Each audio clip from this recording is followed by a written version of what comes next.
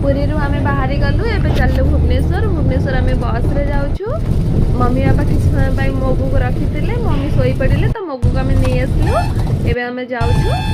भुवनेश्वर पाखापाखि हो गलु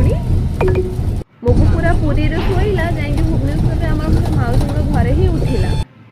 आम भुवनेश्वर आसीचु आमर बड़ मौसी घर को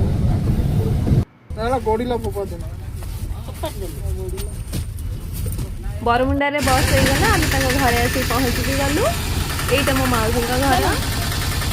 ये जी मोगू को धरते सी है आम बड़ मौसी आम जमी पहुँचलु से रही पारे सीधा आमको तौक नापी पलि आसे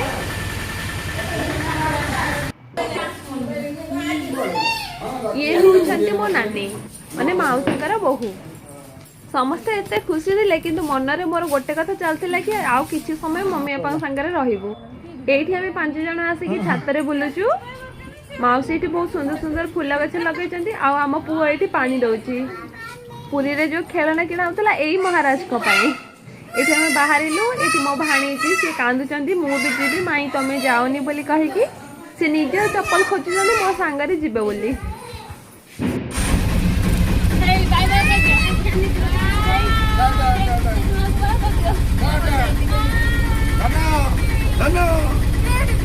मम्मी बापा सीना हसुले मन भी बहुत दुख होगा यहाँ मुझे निश्चित भाव जानी भगवान का इच्छा थे आम आउ जल्दी देखा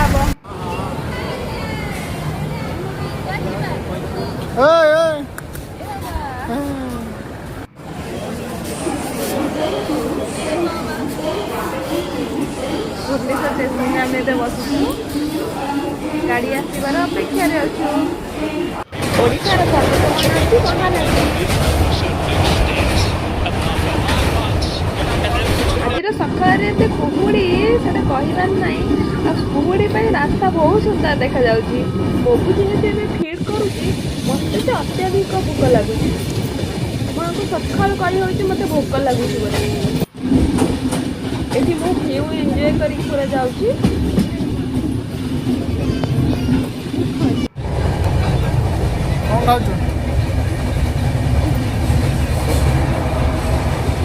केतबेले जे राउरकेला आसीगला भ्यू एंजॉय कर जाऊँ जाऊँ जना ही पड़लानी मोबू तो खेल जाए पहुँची गलु आम चलू राइट कला